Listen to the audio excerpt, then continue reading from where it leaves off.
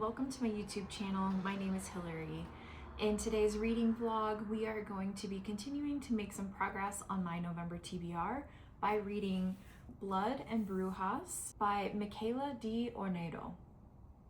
We're going to keep making progress on our November TBR. So right here are some of the books on my physical November TBR, and I think I'm going to read Blood Brujas. This is a book that I picked up at Romantasy Book Con. The author was not there, but a bookstore had these custom sprayed edges. You can kind of see the silver. Yeah. This was sold to me as, starts out as a love triangle, turns into a love circle. And when I look it up on any kind of book app, it does say why choose. So I'm actually really excited about this. I'll let you know more as I start getting into it.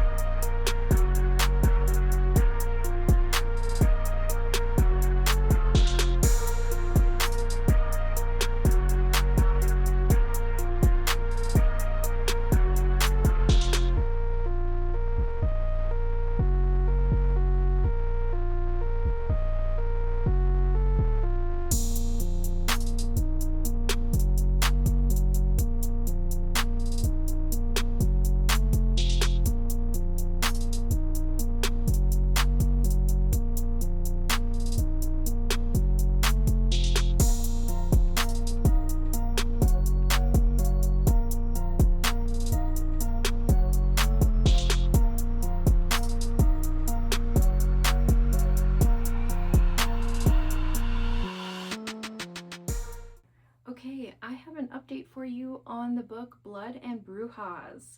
I got through part 1. Now we are getting a lot of world building and, learning the magic system and the characters. So our main female character is Dayanara. She is a witch or a bruja. In the opening scene of the book, she is on a battlefield. She is battling against vampire soldiers, and she's being a total badass. She's taking care of a whole lot of business. And then a black cloud of smoke emerges, and she's noticing that that black cloud of smoke is kind of taking out everything in its vicinity. And an invisible force pushes her away from the black cloud of smoke. She ends up hitting her head and then passing out. When she wakes up, there's two figures over her. She can't quite make out every word, but she hears the words "be better" or something like that. She interprets them saying, "Do you want us to help you or help you feel better?" And so she says yes, and they're like, "We need you to agree." So she says, "I agree." Well, then she wakes up later in an unknown location and comes to find out that the thing that she agreed to was a whole lot more than feeling better. She was actually agreeing to an arranged marriage between her and the king of the vampires. So the whole reason that we're given for this arranged marriage is that Dayanara's mother noticed that the king of the vampires was using some really strong, maybe ancient form of magic to be that black cloud of smoke, and she's scared. She thinks that if they have access to that kind of magic, that they could end up really hurting the witches. And so she actually proposed this marriage as a way to bring a union to their two kingdoms so that they would be safe from whatever kind of magic the vampire has access to. Now that word has gotten out about this arranged marriage, they're having to convince various groups that, this is really happening, that this is a good thing. Like, they're having to convince the Bruja clan from Caldera that this is going to be a good thing for them. And then the vampire clans in Sandry, they're having to convince them that this is a good idea. They're currently in Sandry, and part of this agreement that Dayanara has made is that she will stay in the capital, she will not leave unless Kaiser, the vampire king, agrees to it. And so, they're having a lot of like public meetings and speeches and things like that. We're also learning a lot about a lot of the politics of the Brujas. And so their leader, they have one leader, sort of their mother figure called the Akna, and that is Dayanara's mother. There's a line in here that's something like, some places have kings and queens and prince and princesses. We only have Akna. So her mother is the ruler.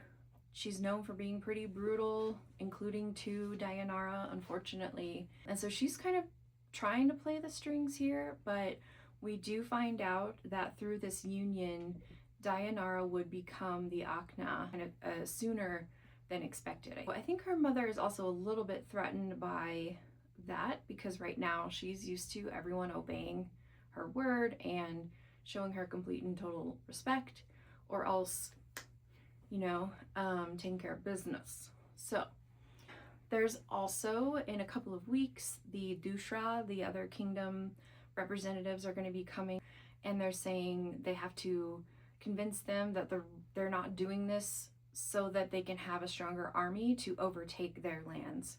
It's a lot of Dayanara kind of finding her place in this, I believe it's sort of like a castle. It's very different from the area where she lives in Caldera. She talks a lot about how Caldera is a lot of like open air. You're never really closed in very often. And then this is like an inside castle. She does discover some tunnels below the castle, and so she is able to explore a little bit by, she has portal magic. Well, all witches have portal magic. And the magic system in general in this book is elemental based. And so the witches have air and essence. And it's described that their essence streams of power and jewel tone colors. And so Dayanara's color is purple, like her hair and her eyes are purple, and her essence appears as purple. Her mother's as green. The vampires have fire. We haven't quite learned yet about the other elements, but it does seem to be kind of divided by the different lands. One night she ends up finding a way to get to a pub in town through the tunnel system. Somebody says something rude to her and she doesn't take any shit, so she ends up getting into a brawl.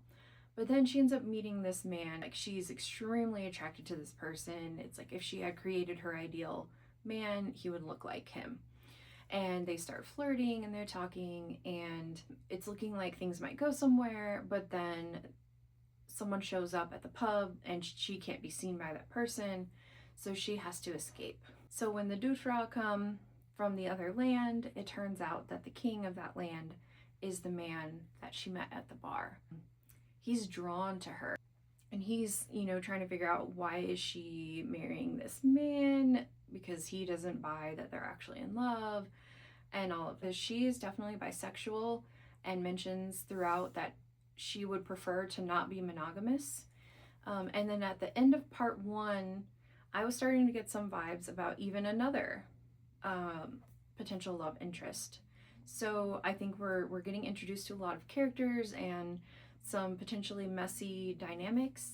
I'm very intrigued by the magic system, and I'm kind of wanting to wrap my head around all the details of that. I don't quite have it all figured out yet, but I think that's very well developed in this book. And then, of course, I'm always into a book for the characters and the dynamics and the relationships, so I'm loving that part as well, and wanting to figure out, who can we trust in this story, because I'm kind of suspicious of everyone right now. and I think Dayanara is too. I'll probably come in with some thoughts about this. I don't want to make this spoilers because I think that you should check out this book. So far, I would describe it as witch, vampire, politics, scheming. I imagine the relationship part is going to be a big factor in the later parts.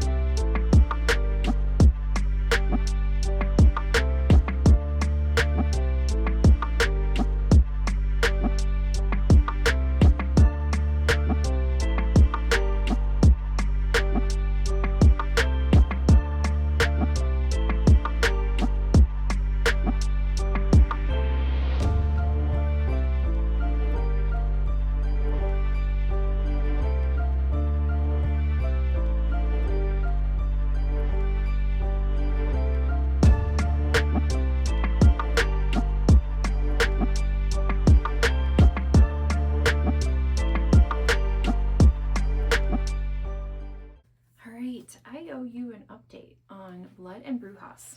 So I got to the end of part 2. So you can see I'm making really good progress. I'll probably finish this today. In part 2, we traveled to Caldera, which is where the Brujas are from, and Kaiser traveled with Dayanara, and we got to learn more about where she's from and the sort of culture of Caldera. I really enjoyed seeing Dayanara in her element. We are also getting to know one of the love interests a lot more in part 2. I won't say which one because there is more than one. I'm really enjoying the one that takes place mostly in part 2. We also, kind of close to the end of part 2, there was a huge twist. I was not necessarily expecting exactly what happened. I could kind of tell something big was coming, but I was not expecting it to go down the way it did. And in addition to that really big twist, we also had several like medium-sized twists, like not insignificant twists. So I'm loving the plot of this book. I know I bought this at Romantasy BookCon, and a lot of people think Romantasy is mostly romance, not a lot of plot. This book proves that wrong. There's so much plot in this book.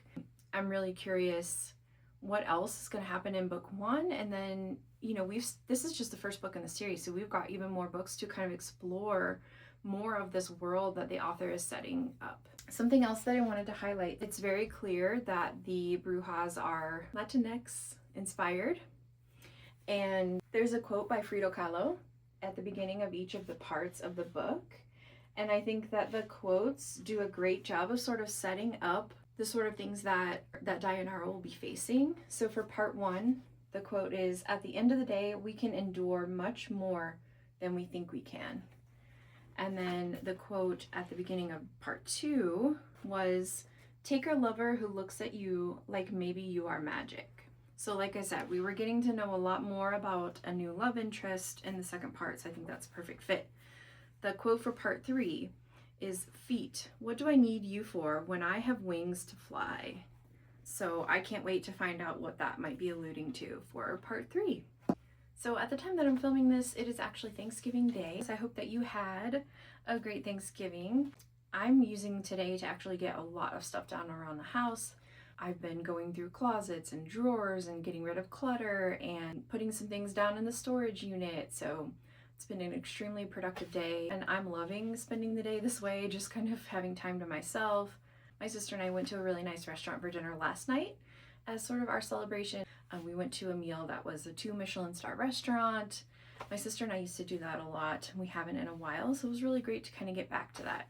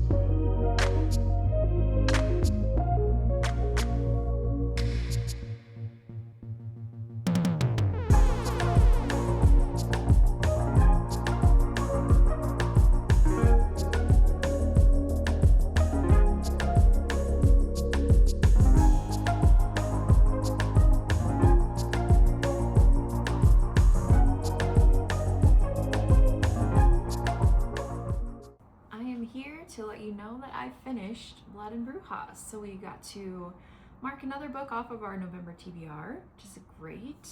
I believe I've gotten through 7 out of the 9 on my November TBR. So this book was a great first book of a series. There was so much plot, so much introduction to the 3 different kingdoms, the differences in the vampires and the Brujas, the political scheming and intrigue. Like, all 3 kingdoms are trying to, do what's best for their kingdom, but also scheming for maybe some retribution for past grievances, things like that. We spent a lot of part 3 in Dushrash, which was the 3rd kingdom. So in part 1, we spent a lot of time in Sanjira. In part 2, we spent a lot of time in Caldera, and then part 3, we were in Dushrash. So we got to see a little bit of each of the 3 kingdoms. We got to know characters from each of the 3 kingdoms, and there were a lot of plot twists, betrayals, just a lot of things happening. And the ending of this book really set us up for basically a war or a fight between some of the kingdoms.